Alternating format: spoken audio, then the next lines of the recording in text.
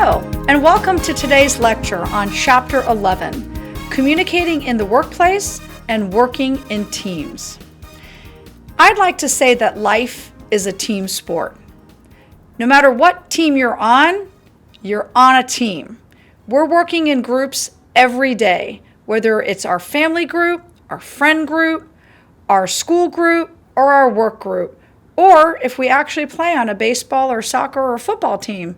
We are always working in teams. So today we're going to be talking about how vital and how important it is to work well with others. Did you know that employers rank the ability to work in teams only second to outstanding verbal communication skills? So, I find it interesting that you're going to be doing a group project in my class that you can then relate as a possible interview question in a future interview with your potential employer. So let's talk about why good communicators work well in teams. There are a lot of things that being a good communicator can do to help you in your group work.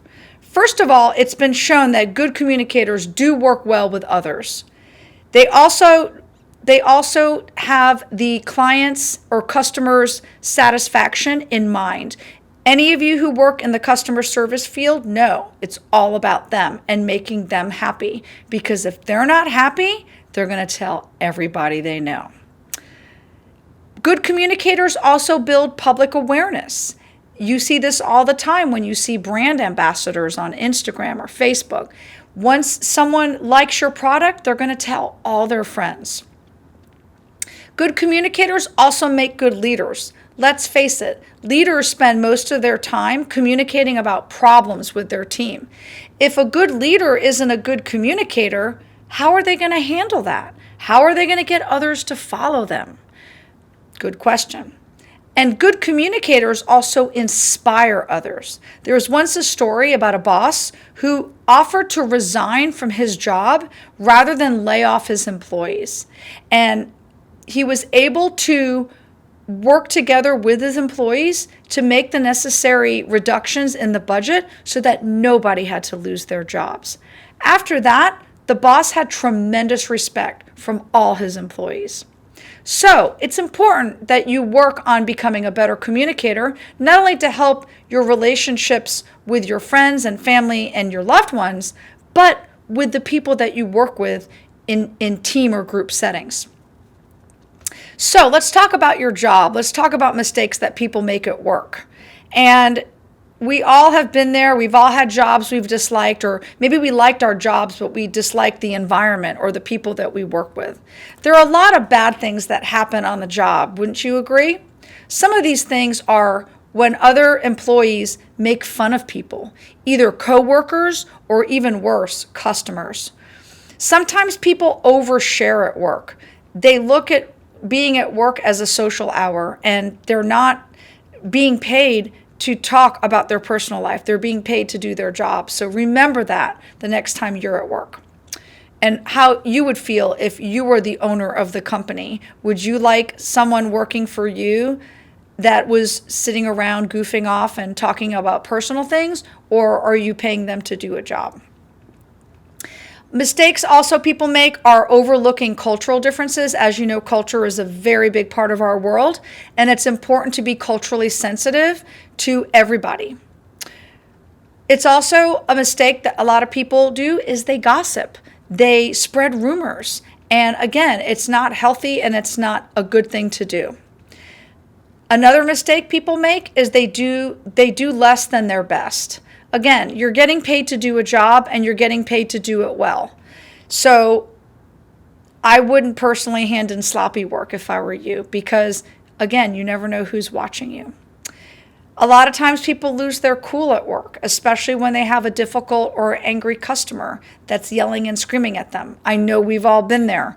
But again, all that's going to happen is if you lose your cool, you're going to get fired, because the customer is always right. So remember, if you find your emotions getting the best of you, call in your manager so they can help you. After all, that's what they get paid the big bucks for.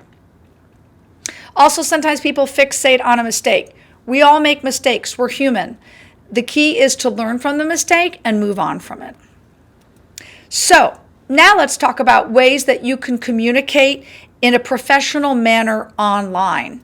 Now, our world is rapidly evolving and changing, and more we are doing things online. So it's important that we monitor our online presence and that we're careful about how we present ourselves to others, especially when it comes to our job. You want to take part in training if it's possible. A lot of people look at this as a chore or something extra, but remember, the learning never stops. Even when you graduate college and you have your job, there's always another position that you're going to aspire to, and that's going to require training and experience and learning. So soak it all up and do as much training as you can. You want to develop camaraderie with your teammates. Your job is a lot easier to do when there's a good work environment. Wouldn't you agree? You also want to make sure that you use correct spelling, grammar, and punctuation. I've emphasized this multiple times throughout the semester, and it doesn't stop when you leave school. Good spelling, good grammar, proper punctuation, and capitalization is important. You also want to make sure that when you answer an email that you watch your tone. As you know, there's a lot of danger in emails as well as text messages because the tone is missing. And it's hard for the message to be properly translated and understood. And sometimes the receiver might get the wrong impression. Speaking of email, you want to email with caution. You also don't necessarily want to hit reply all if it's a large email that came out. You really want to read and reread your emails because, again, once you hit send, you can't retrieve it back out of the receiver's inbox. You also don't want to convey sensitive information electronically. That's to protect you and the receiver and the content involved. Also, remember, anything that you put in an email represents a paper trail, and it can be traced back to you, so you've got to be extremely careful. You also want to dress for the camera. Remember, Zoom does have an option for camera on or video off, but if you are going to have the video on, you definitely want to be looking your best. And you also want to pay attention because remember, if you are asked a question by your boss and you weren't listening, you may not look very good there. So it's always important to pay attention. So now let's talk about leadership, shall we? Leaders and leadership are two different things. So let me talk about that. A leader is a person and leadership is a behavior. So in your group projects, I asked you to think about and identify who you felt who your group leader was and why, and how he or she got to that position. Sometimes people think that leaders are born and not made. I'm not sure what you think, but we're going to discuss various types of leadership. So one type of leadership strategy is the trait theory, which is that people believe that leaders are born that way. There are some people that believe in the situational leadership theory, which is that a leader's style will change with the circumstances involved. I personally believe that you need to be flexible and adaptable to all situations, and you can't have a one-size-fits-all approach for leadership. Now, the managerial grid is something that I want to discuss. It is in the chapter, and it will make sense when you look at the diagram, but let me break down the different parts of this diagram. So on the bottom left corner, you've got the impoverished manager.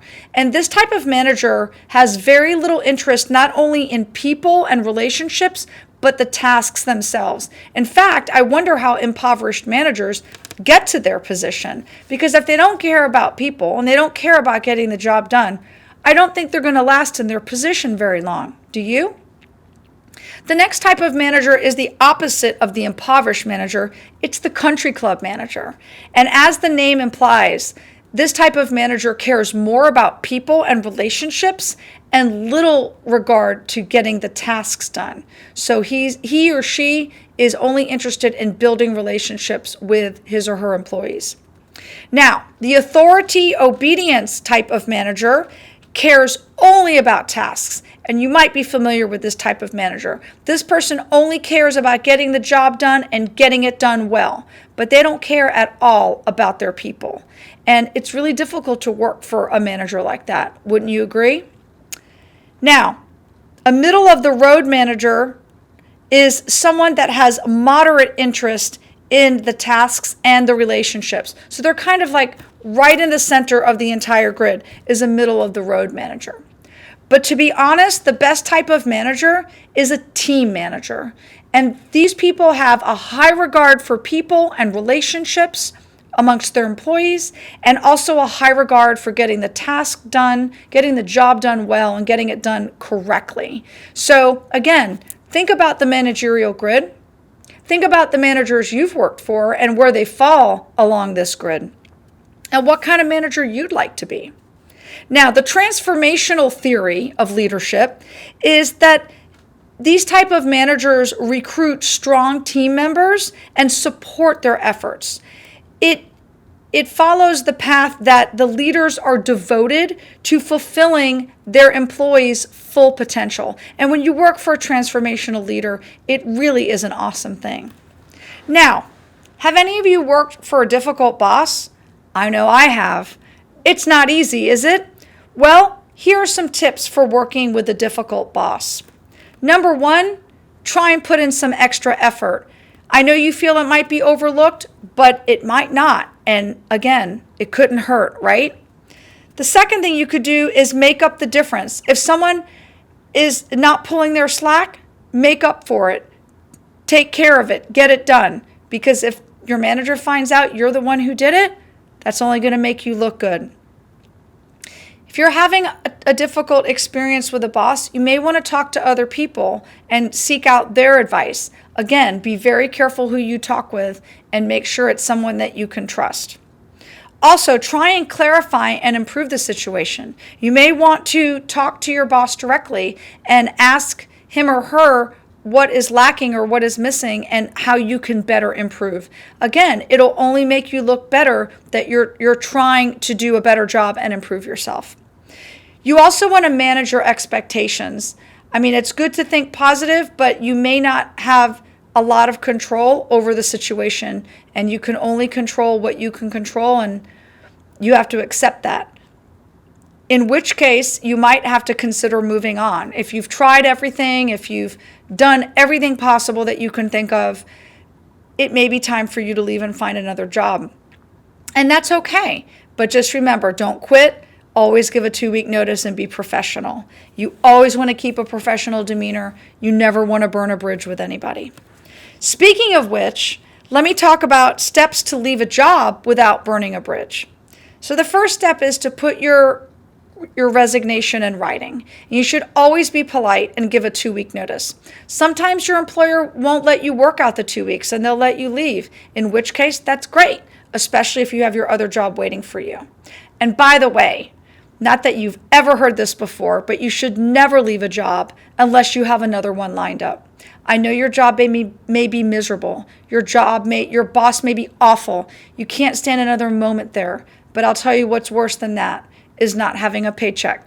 Because guess what? The bills are still there. So make sure you put your resignation in writing and give a 2-week notice. Make sure you then deliver this news personally to your manager at an appropriate time in which he or she can speak to you in private.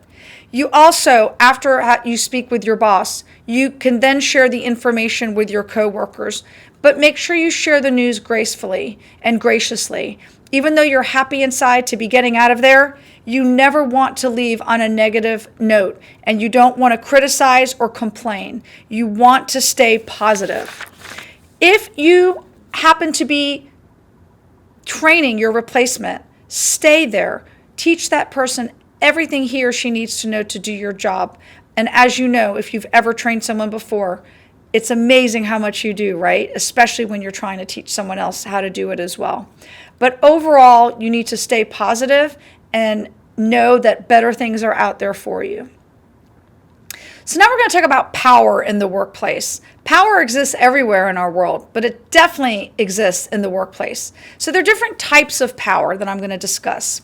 The first type of power is legitimate power, and that means someone has a formal role or a title. They're a manager, they're an assistant manager, they're a president, they're a VP. Whatever their title is, that gives them the power. The next type of power is expert power, and that basically means that that person has the specialized knowledge or skills that makes them powerful. The third type of power is connection power, and that's with building relationships. And that's why it's so important to build positive and maintain positive relationships with your coworkers, because connective power is very, very strong. There's also reward power, which, as the name implies, if you do X, I will reward you with Y. So if you do this, you will be rewarded. The opposite of this is coercive power, and no one likes this. This is when you're told, if you don't do this, this is going to happen to you. You will be punished if you don't follow through. And the last type of power is referent power, and this means that you're likable.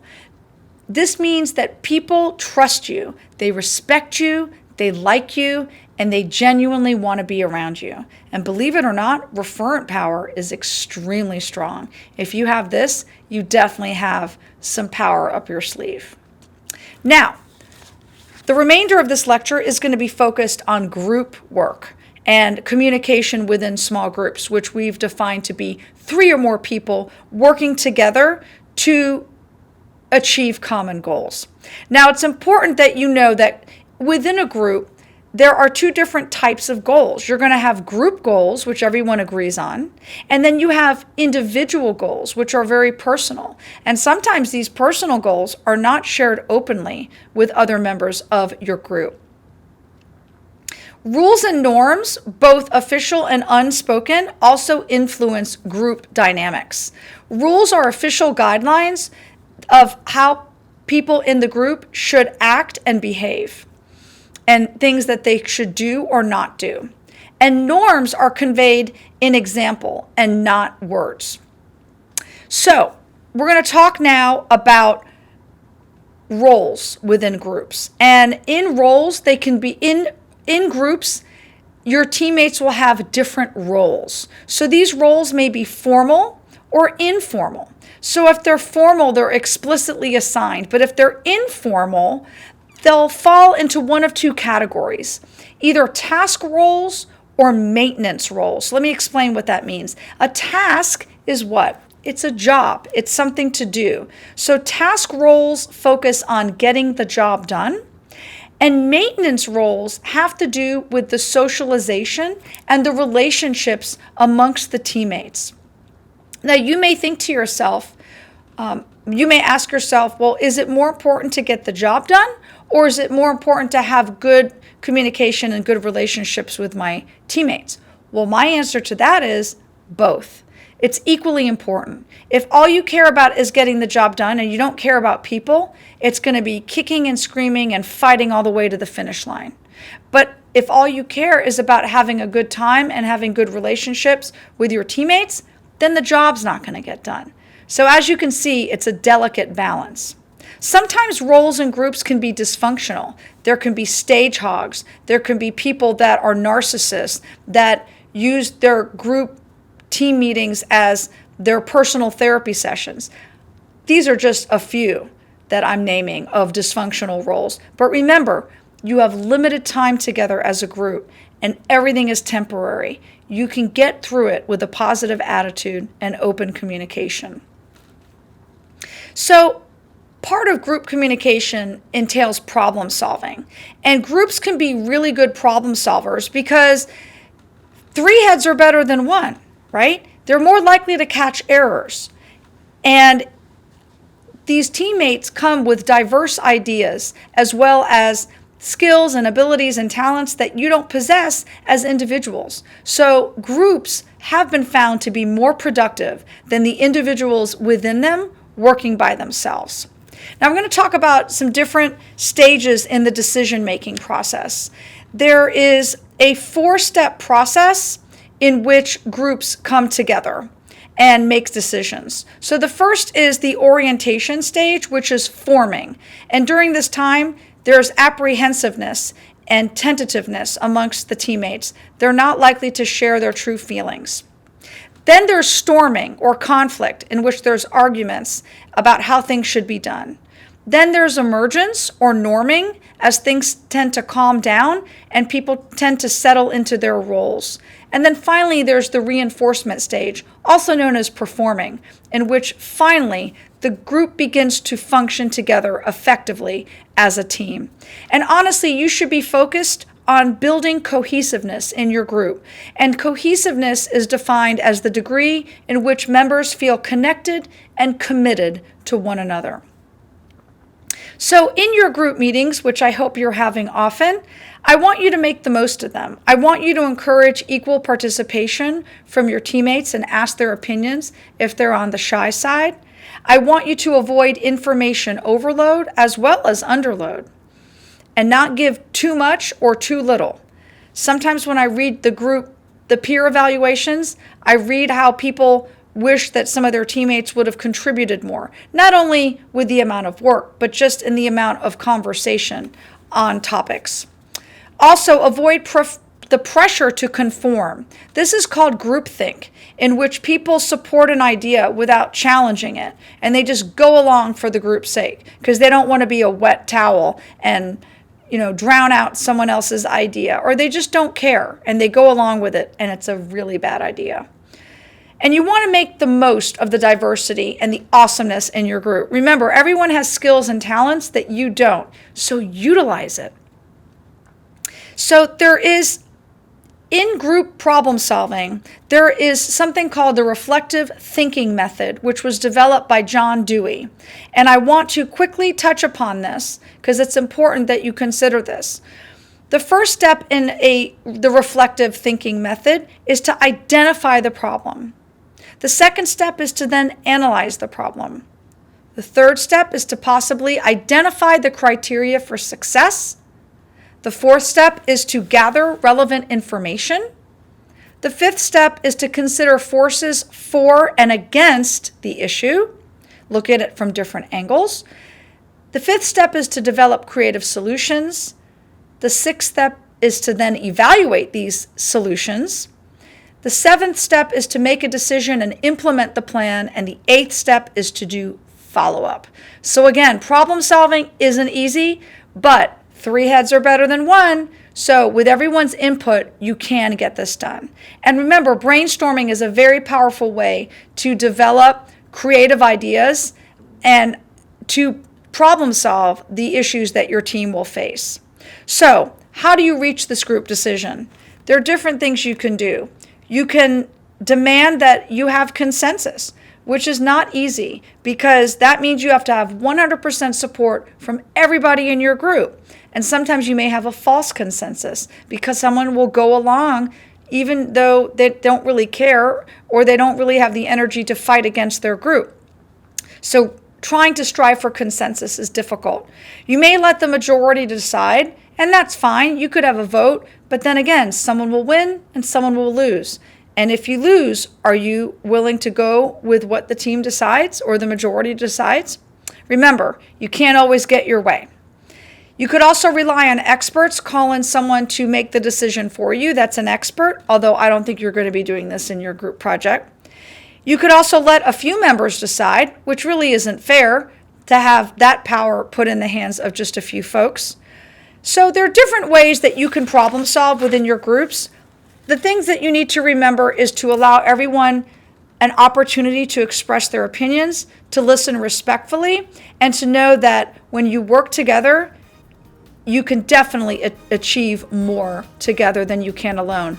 Because an acronym for team is together, everybody achieves more. So thanks for listening today, and I hope you found this lecture helpful. I look forward to seeing you at the next lecture.